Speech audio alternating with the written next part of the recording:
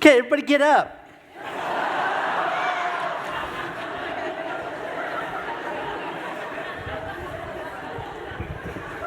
She was passed out in the green room, no wonder. Hi, my name is Lalo Alcaraz. I'm a syndicated cartoonist, and thanks to the TEDx for having me. I've always wanted to speak at a TED conference or a TED-like conference. I imagined, myself up here as like a Latino Steve Jobs, Or as we call him in East LA, Esteban Trabajo.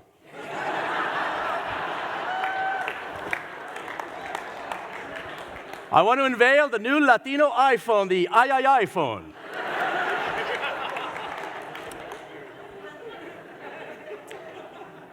Okay, I'll start now. Quote, "My life has no purpose, no direction, no aim, no meaning, and yet I'm happy. I can't figure it out. What am I doing right?" That was by the great cartoonist Charles M. Schulz. At the risk of sounding like a demotivational speaker, I have to admit I sometimes agree with that statement. As a political cartoonist and as a once very angry Chicano, I sometimes feel like I made everything up along the way. And now I'm happy. Well, not exactly foaming at the mouth happy. There's not really a school for editorial cartooning or an academic program for comic strip artists. You just have to make yourself become one because you have to. For some angry and potentially creative types, if we don't find ourselves a release valve, we are at risk of going all Fukushima, if you know what I mean. I grew up very poor on the U.S.-Mexico border on both sides. I watched my Mexican immigrant parents struggle on this side of the fence mainly. You can call me a commie Kenyan terrorist if you want, but seeing my parents treated like trash made me hate the American establishment and question the righteousness of the USA. Pissed me off. Many young disadvantaged people now in many communities, and we see them everywhere, go through this. Most don't come out the other end with a sense of well-being or even an understanding of what is going on around them and why they feel angry and alienated. And they don't have to. If we can give our kids outlets to create and express themselves on paper, stage, elsewhere, dance. The impact of a simple black and white drawing can be powerful. I view a good political cartoon as a one-sided argument that I always win. And I employ these simple drawings to advocate for the weakest in our society. I choose to use the power of cartoons to stand up for immigrants so that at least I can have explosive thoughts on paper and not in my head. My favorite hate letter of all time was one that I published in my book, Migra Mouse.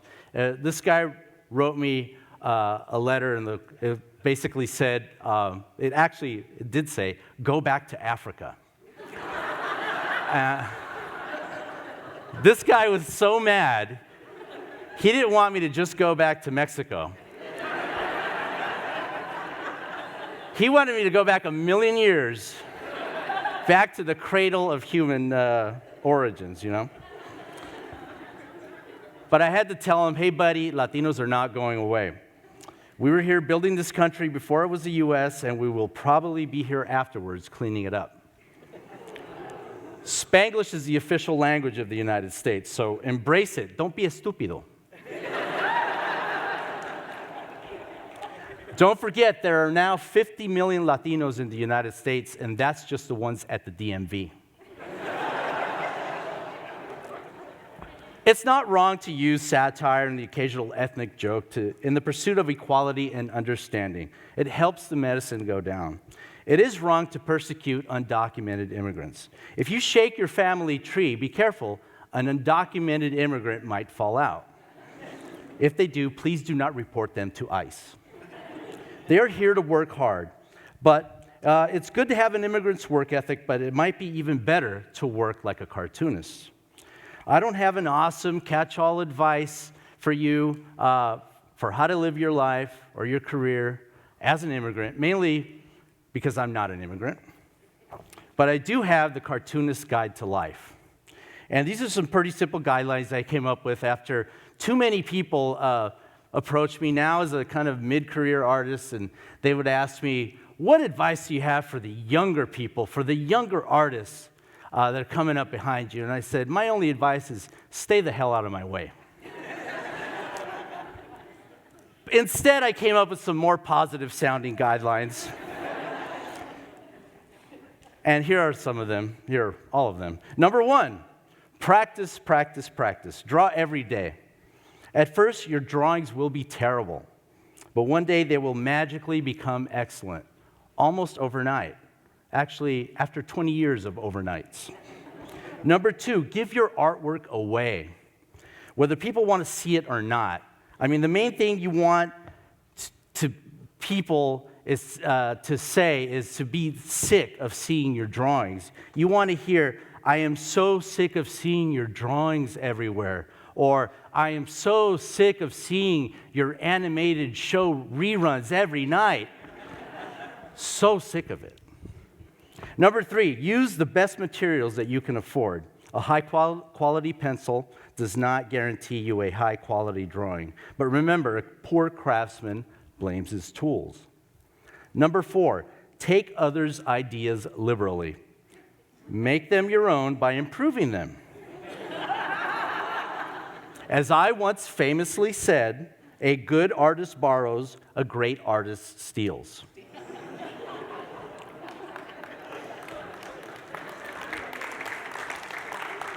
Whoever says Picasso said that is a filthy liar. 5, listen to what others have to say, especially your partner or spouse. Not for mutual understanding or concern for their feelings, but usually they say some really funny stuff that you can use for a gag later on that week. Number 6, write to amuse yourself. That way, at least one person likes your work. Number 7, coffee is your best friend. Alcohol does not help you draw any faster. It just makes your work seem funny to just you.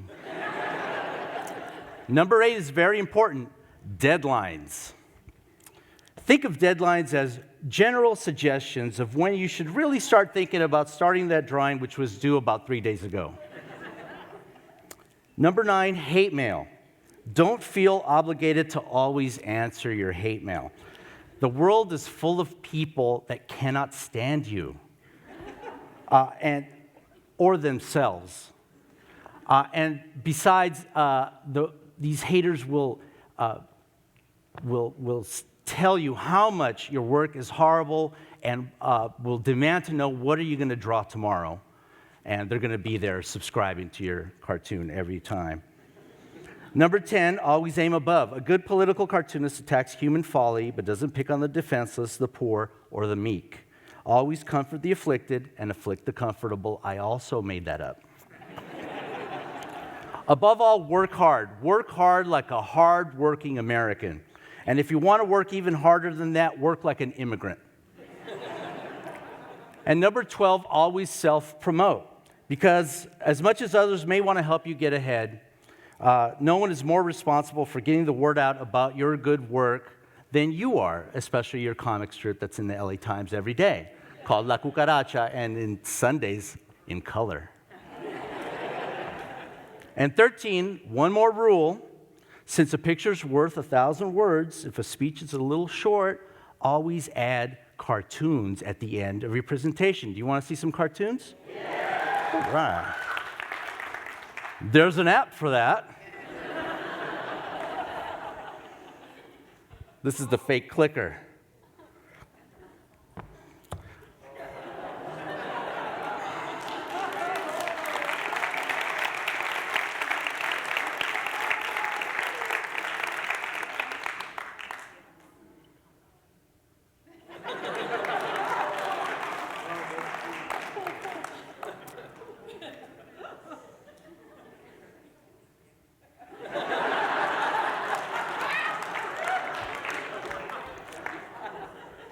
I would like to thank the state of Arizona